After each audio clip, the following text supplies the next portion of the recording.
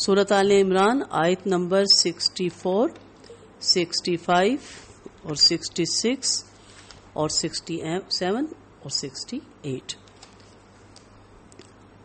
قل کہہ دیجئے 64، یا اہل الکتابی، اے اہل کتاب، تعالو تم آؤ، الا طرف کلمات کلمے کے، سواء برابر ہے، بیننا درمیان ہمارے، و بینا اور درمیان کم تمہارے، اللہ کے نہ نعبودا ہم عبادت کریں، اللہ سوائے اللہ کی، ولا اور نہ نشریکا ہم شریک کریں، بہی ساتھ اس کے شیئن کچھ بھی، کسی کو بھی، وا اور لا نہ یتخذا بنائیں، بعضنا بعض ہمارے، بعضن بعض کو، اربابن رب، من دونی سوائے اللہ کے، فَإِن پھر اگر تولو وہ منہ موڑ جائیں، فقولو تو کہہ دو، اشہدو گواہ رہو، بِأَنَّا بوجہ اس کے کہ ہم مسلمون مسلمان ہیں۔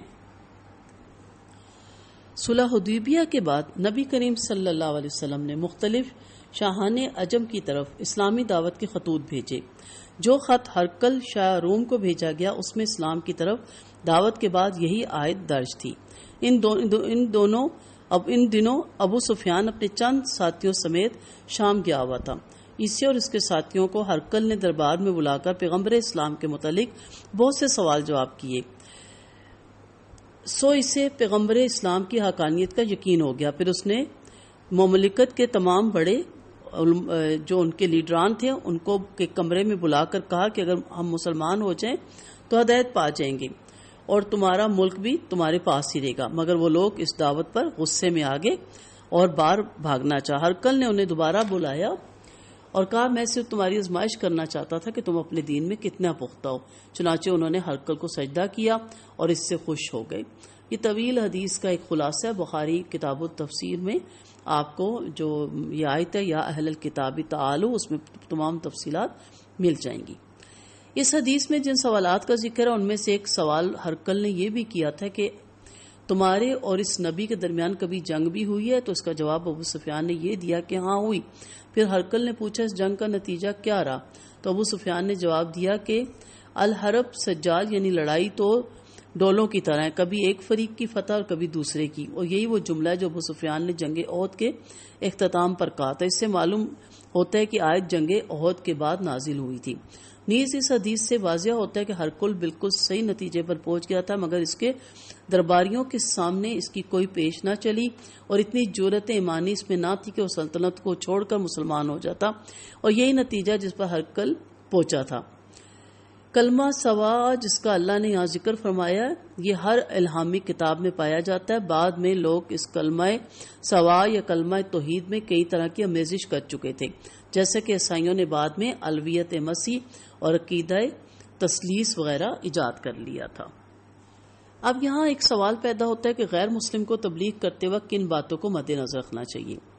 مخالف العقیدہ اور جماعت کو صرف اس بات پر جمع ہونے کی دعوت دی جائے جس پر دونوں کا اتفاق ہو سکتا ہے، یعنی جب ہمارا اور تمہارا دونوں کا ایک ہی حصول ہے کہ اللہ کی عبادت کرنی چاہیے جس پر قرآن اور توریت اور انجیل اور تمام انبیاء کی شریعتیں اتری ہیں، کسی کا اس میں اختلاف نہیں، لہٰذا کوئی فعل ایسا نہیں کرنا چاہیے جس سے پرستش غیر اللہ کا شبہ ہوتا ہو۔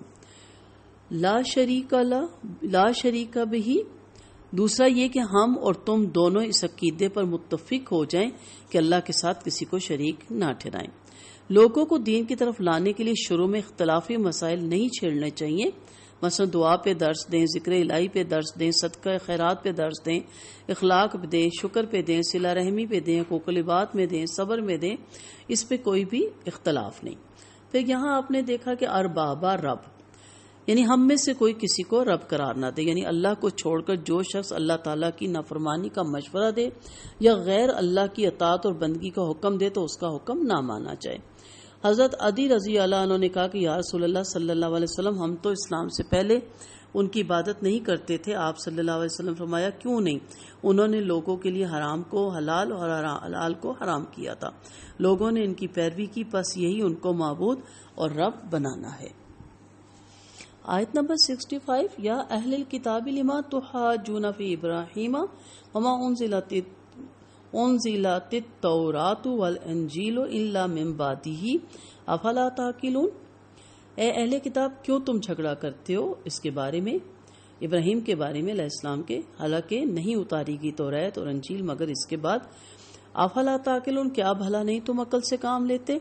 ہاں انتم، آیت نمبر 66، ہاں انتم، ہاں تم، ہاں اولائی وہ لوگ ہو، ہاں جج تم، جھگڑا کیا تم نے، فی ما لکم اس معاملے میں جو تمہارے لیے بہی ساتھ اس کے علم فالما تو کیوں تو ہاں جونا تم جھگڑتے ہو فیما اس معاملے میں لیسا جو نہیں لکم تمہارے لیے بہی ساتھ اس کے علم واللہ یعلم وانتم لا تعلمون، اللہ جانتے اور تم نہیں جانتے ہو۔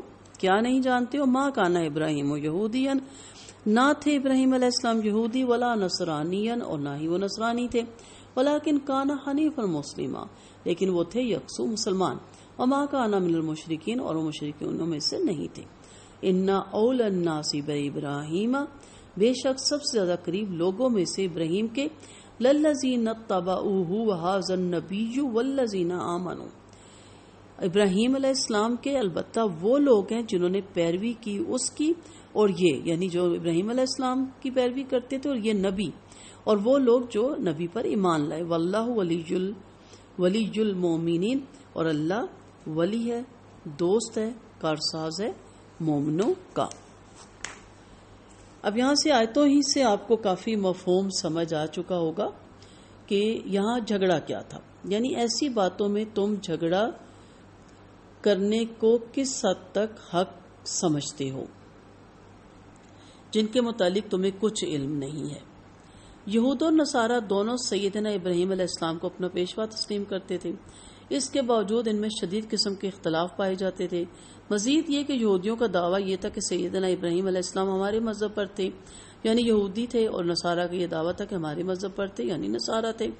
اللہ تعالیٰ نے انہیں فرمایا عقل کے اندھو یہودی وہ ہیں جو توریت کے متبع ہونے کا اعلان کرتے ہیں، اور نصارہ وہ ہے جو انجیل کے متبع یعنی تابع ہونے کا دعویٰ کرتے ہیں، اور یہ دونوں کتابیں تو سیدنا ابراہیم علیہ السلام کی وفات کے مدتوں بعد نازل ہوئی۔ پھر سیدنا ابراہیم علیہ السلام یہودی یا نصرانی کیسے ہو سکتے ہیں؟ تو کہا گیا اس بات میں جھگڑا کرتے ہو جس کے بارے میں تمہیں کچھ علم نہیں، جیسے کہ سیدنا عیسیٰ علیہ السلام کی زندگی کے واقعات۔ یا رسول اللہ صلی اللہ علیہ وسلم کے متعلق جو توریت اور انجیل میں بشارت دی گئی، مگر جن باتوں کا تمہیں علم ہی نہیں، علم میں تمہیں جھگڑا کرنے کا کیا حق ہے؟ تم دونوں فرقوں میں سے کسی نے بھی سیدنا ابراہیم علیہ السلام کو دیکھا ہے، نہ ان کا زمانہ پایا ہے، نہ ان کو حالات زندگی اور ان کی تعلیمات سے گاہ ہوئے، پھر تم یہ کیسے کہہ سکتے ہو وہ یہودی تھے یا نصرانی تھے؟ اور ساتھ ہی کہا یاد رکھو سیدنا ابراہیم علیہ السلام خالصتاً ایک اللہ کا حکم ماننے والے تھے، کسی دوسری طاغوتی طاقت کے آگے جھکنے والے نہیں تھے، وہ خالصتاً موحد تھے، مشرک نہیں تھے، جبکہ تم دونوں مشرک ہو۔ یہود عزیر علیہ السلام کو اللہ کا بیٹا، نصارہ عیسیٰ علیہ السلام کو اللہ کا بیٹا، الہ اور تین خداؤں کا تیسرا سب کچھ کہا کرتے تھے۔ علاوہ ازیں تم اللہ کے بھی سب احکام بجا نہیں لاتے، کتاب اللہ کو تم نے پس پش ڈال رکھا ہے، پھر تم سیدنا ابراہیم کے مطابق کیسے بن سکتے ہو؟ وہ تمہارے دین پر کیسے ہو سکتے ہیں؟ عقائد اور اعمال کے لحاظ سے سیدنا ابراہیم علیہ سے قریب تر وہ لوگ ہیں جو ان کے پیروکار تھے، یا پھر یہ نبی کریم صلی اللہ علیہ وسلم اور ان کے پیروکار ہیں۔ گویا ایسے لوگوں میں وہ دو صفات ہوتی ہیں، ایک تو یہ کہ وہ مشرک نہیں ہوتے، دوسرے اللہ تعالیٰ کے سب کام بجا لاتے ہیں اور مکمل طور پر اللہ کے فرما بردار ہوتے ہیں۔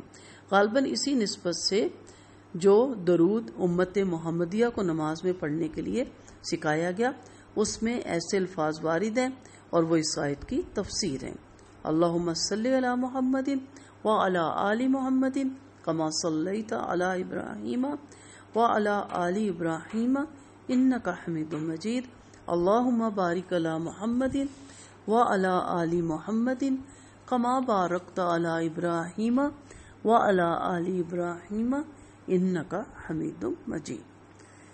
اب یہاں کیا پتہ چل رہا ہے؟ جو سب سے امپورٹنٹ بات ہے، بے علم کے جھگڑا نہیں کرنا چاہیے، صرف اپنی جماعت کے لیے، اپنے فرقے کے لیے، اپنے لیڈر کے لیے، اور اس کی بات کو نعوذ باللہ خدا کا اور نبی کا فرمان سمجھ کے سجدہ ریز نہیں ہو جانا چاہیے، اور اس کی خاطر دوسروں سے جھگڑا اور بحث و مباحثے نہیں کرنے چاہیے۔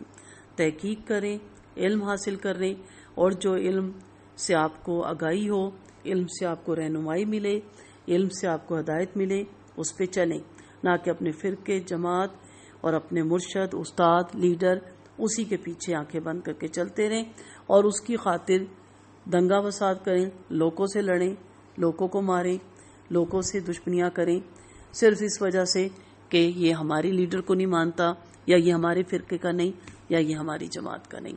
وآخر دعوانا ان الحمد للہ رب العالمین۔ سبحانک اللہم و بحمدک، نشہد ان لا الہ الا انت، نستغفرک و نتوب الیک۔ السلام علیکم ورحمۃ اللہ وبرکاتہ۔